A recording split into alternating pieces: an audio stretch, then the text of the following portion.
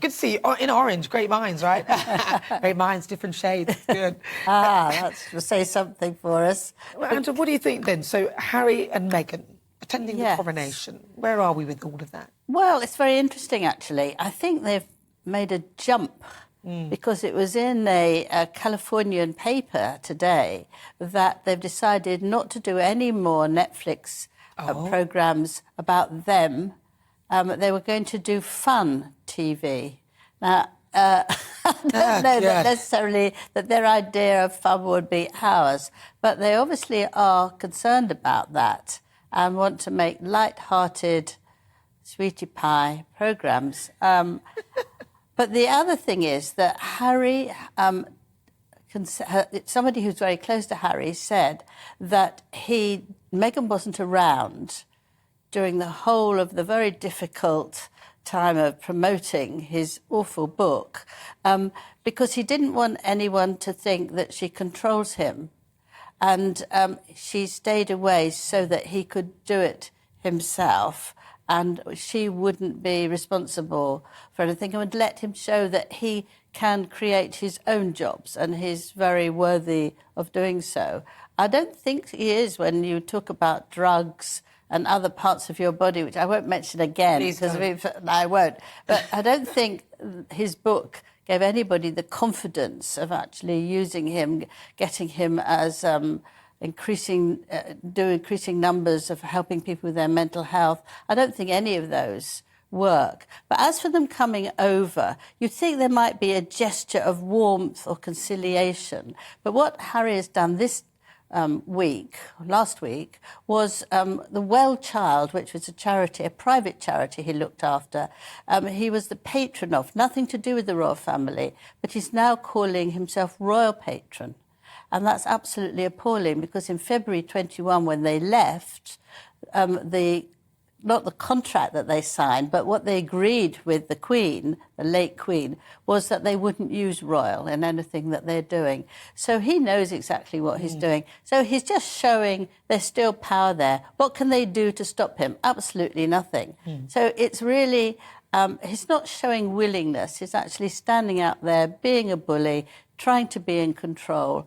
I personally, originally felt, let them come. You know, I spent a lot of time with him in 2017, 18, and I for my biography, and I really liked him. But now I don't want him to come. I think in whatever they do, it will distract people. And I think it's definitely King Charles's moment. And they will spoil it. And the other royals would be frightened to talk to them because they think that they will take segments of what they're saying and sell them on to someone else. They can't trust him. And also, when Harry was left to his own devices, so on some of those talk shows where he said racism and all that, it wasn't really very good at all. It was quite embarrassing, really, and actually quite contradictory to what they've said or they've allowed people to believe in the past, which I think was actually very wrong.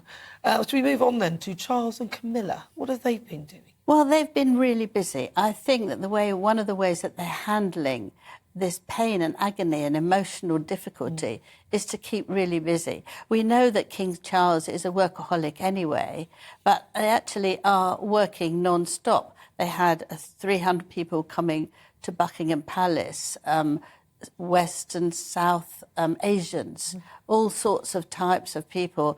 They went to Manchester and they went to talk to the police and they went to an art gallery and and Camilla was doing I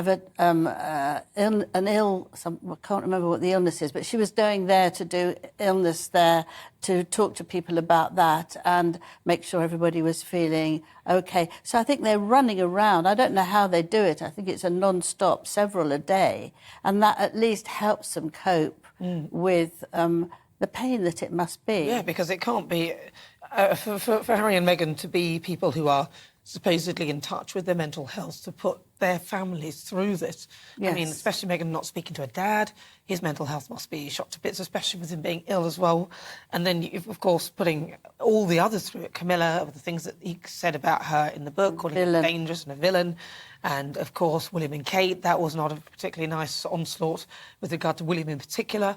It was just, it's interesting that they are patrons of these sort of charities, or they represent these things, but they don't seem to have any empathy with people who may be going Well, I through think that. they just see it from their point of view, and they don't actually see anybody else's point of view about these things.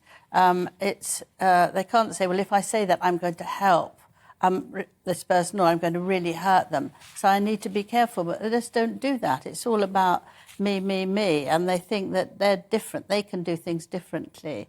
But Catherine, Princess of Wales, she's working very hard too.